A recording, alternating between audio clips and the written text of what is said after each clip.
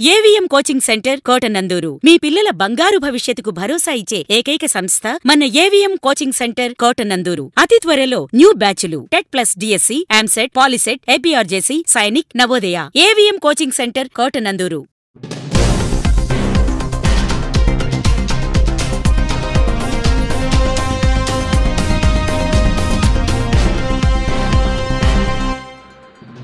కాకినాడ జిల్లా తుని నియోజకవర్గం కోటనందూరు మండలం ప్రజల ఆరోగ్య పరిస్థితుల రీత్యా తేనె నూకయ్య ఆసుపత్రి నిర్మాణానికి 2 ఎకరాల స్థలం కేటాయించి ప్రాథమిక ఆరోగ్య సేవా కేంద్రంగా స్థాపించి నేటికి 64 సంవత్సరాలు పూర్తి చేసుకుంది. సంవత్సరాలలో పూర్తి చేసుకున్న సందర్భంగా కోటనందూరు పీహెచ్సి సిబ్బంది డాక్టర్ యామిని కావ్య, డాక్టర్ రాజశేఖర్ మరియు అల్లూరి సీతారామరాజు సేవా కమిటీ స్థలదాతలు కుటుంబీకులను సన్మానించారు.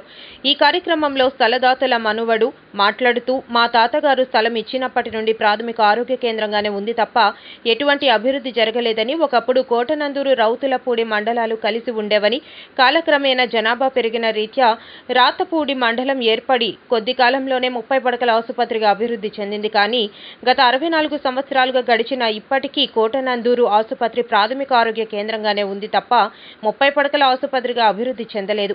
ప్రభుత్వాలు మారినా ఆసుపత్రి పరిణితి చెందలేదని, స్థలదాతలకు గౌరవం దక్కాలంటే అధికారులు, నాయకులు 30 పడకల ఆసుపత్రిగా అభివృద్ధి చెందిన నాడే స్థలదాతకు గౌరవం అని అన్నారు. ఈ కార్యక్రమంలో Kotanandur CHN Rajamani, PHN Narasamma, health విజిటర్లు విజయ్ కుమార్, రాంబాబు, ఏఎన్ఎంలు, ఎంఎల్హెచ్పీలు, ఆశా కార్యకర్తలు, అంగన్వాడీ కార్యకర్తలు, అల్లూరి సీతారామరాజు కమిటీ తదితరులు పాల్గొన్నారు.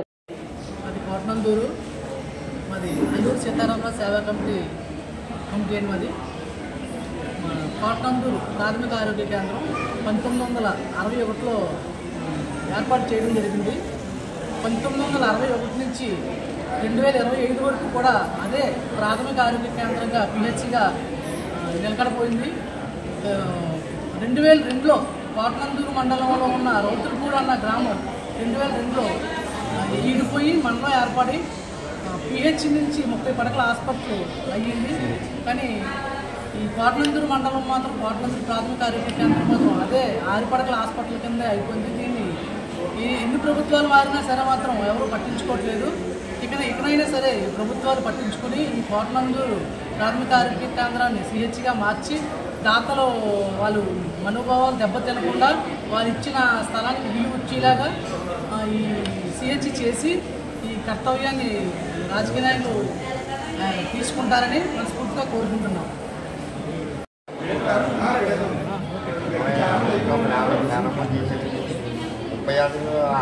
చేస్తారని పెద్దలు అందరూ మీ సేవని కోరుకుంటున్నాం. మేము దాన్ని బట్టి మీరు చేస్తారని మేము కోరుకుంటున్నాం. ఇంకా డెవలప్ బాగా అవ్వాలని కోరుకుంటున్నాం. అదే మేము కోరుకునేది అలా అదే.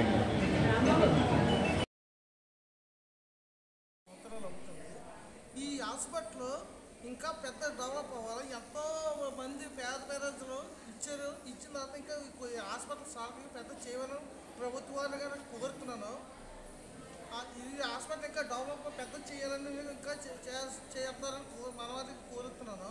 ఆ తర్వాత ఈ స్థలం ఇప్పుడు ఖాళీ స్థలం ఉండిపోయింది, అది కూడా ఇంకా డెవలప్ చేస్తారని, ఇంకా పెద్ద పెద్ద పడకల హాస్పిటల్ మొన్న రాత్రిపూడి కట్టారు. అది హాస్పిటల్ పెద్దదైంది, ఇది చిన్నదైపోయింది.